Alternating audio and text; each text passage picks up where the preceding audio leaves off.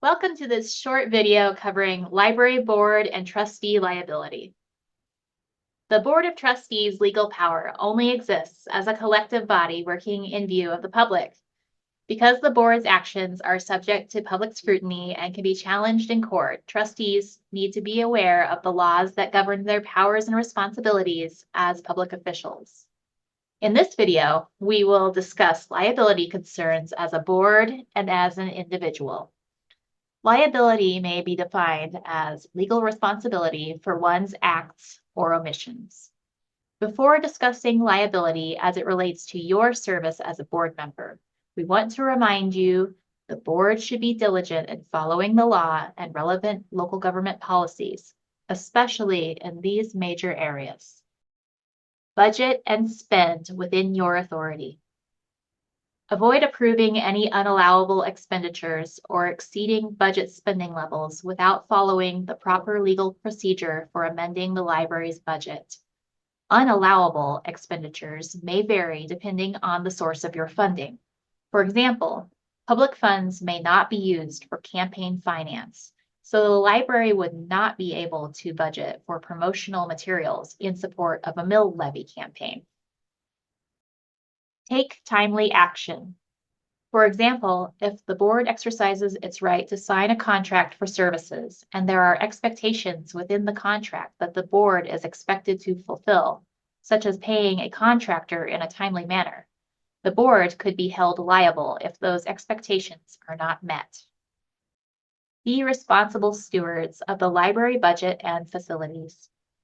This involves paying attention to reports from your library director, local government, and community, and ensuring that your library remains in compliance with local and state codes, regulations, and laws. Make a practice of reviewing the library budget report at every meeting, or at least quarterly, to make sure your budget remains on track. If there is an unsafe condition at the library or on the library grounds, empower your library director to address the situation as soon as possible. Make wise decisions about personnel. This involves following best practice in hiring, evaluation, discipline, and termination. Follow human resources policies and, when necessary, involve local government officials or a private attorney. Making unwise decisions about personnel can lead to problems and potential lawsuits. Behave with decorum. Remember that when you are acting in your role as a trustee, you are most likely considered to be a public employee in legal terms, and therefore your words and actions are part of the public record. Ensure that what you say and do as a trustee follows the laws and policies that govern public employees. Montana Code Annotated, Title II, Chapter 2, covers the standards of conduct for public employees and officers, which includes the Code of Ethics, prescribed acts related to contracts and claims, and nepotism. You can read the law in its entirety online. Here are some key points to remember. From the Code of Ethics, MCA, Title II, Chapter 2, Part 104. A trustee must not use confidential information acquired through your work on the board for personal financial gain. A trustee may not accept a gift of substantial value or a substantial economic benefit tantamount to a gift. In other words, don't accept bribes. MCA, Title II, Chapter 2, Part 105. If you have a personal or private conflict of interest regarding a matter on the board's agenda, you must disclose this interest and abstain from voting on that matter. For example, if the board is considering a few bids for completing a remodeling job at the library, and a trustee works with one of the contractors who submitted a bid, that trustee should disclose this connection and then abstain from voting on which bid to select. That way, the meeting minutes will reflect that the trustee followed the Code of Ethics and that the board made its selection based on the local government's procurement process, rather than the trustee's personal connection. MCA, Title II, Chapter 2, Part 122. Public employees and officials may not use public resources or positions for campaign efforts.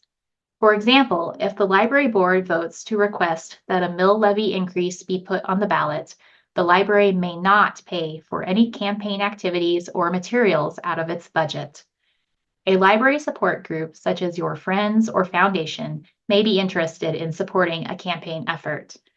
Trustees may serve on an independently organized campaign committee on their own time as private citizens, but should not use board meeting time or their position as a trustee to discuss, strategize, or influence campaign activity. MCA Title II, Chapter 2, Part 201.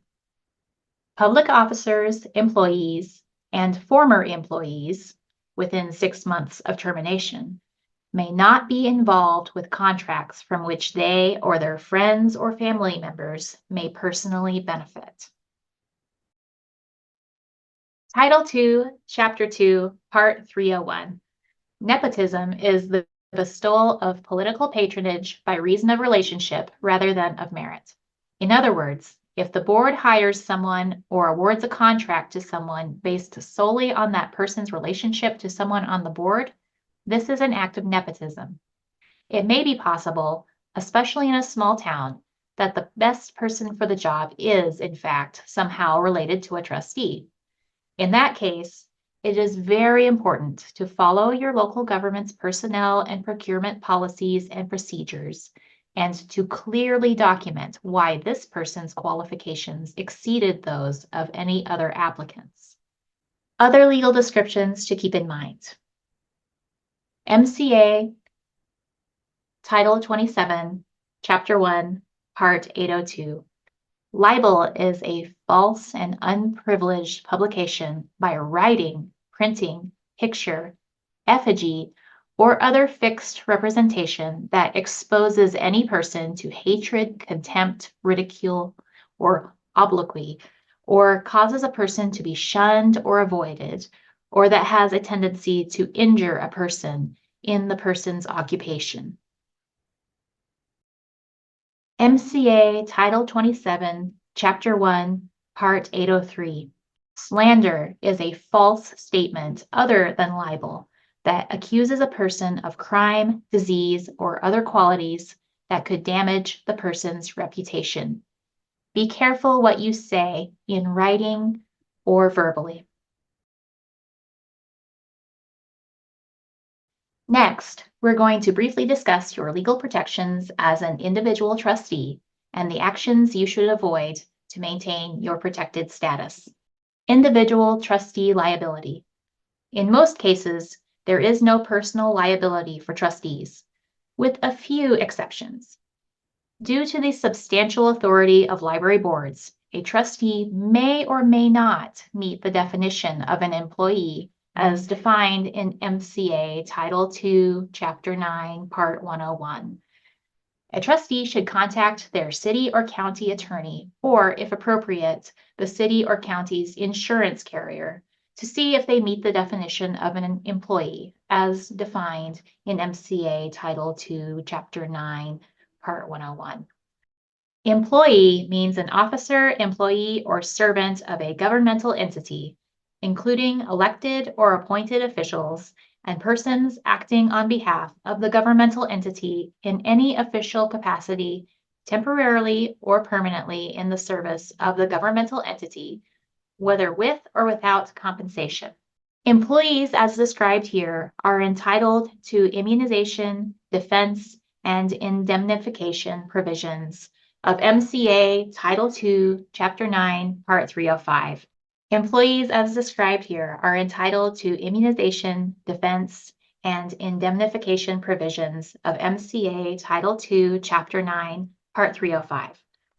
This statute essentially provides that if a public officer or employee is civilly sued for a negligent act, error, or omission while acting in the course and scope of their office or employment, the governmental entity employer will defend and indemnify the officer or employee, except as provided in subsection 6 of MCA Title II, Chapter 9, Part 305. Exceptions to trustee protections.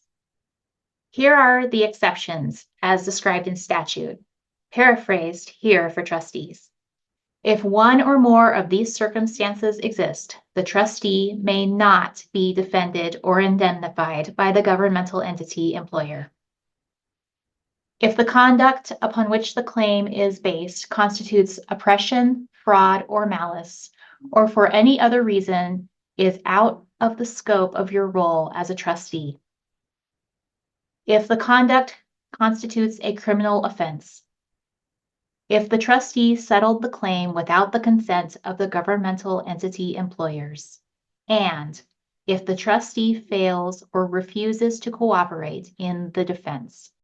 Public library trustees should consult with their local government's legal counsel regarding any questions about liability and coverage.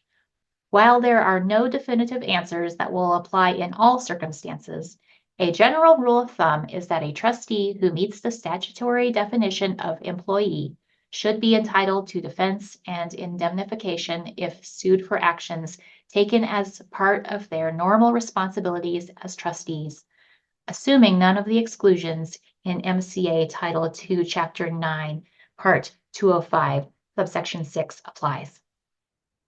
Take care in what you say and do, both as an individual trustee and in your actions and statements as a board. By following the law and local policies and procedures, you can preserve the public's trust in the library and help protect yourself and the board from legal consequences. While your Montana State Library consultant is not qualified to provide legal counsel, we are always available to provide training and assistance to help you and your board be successful. Please don't hesitate to reach out if you have questions. Thank you for serving as a public library trustee.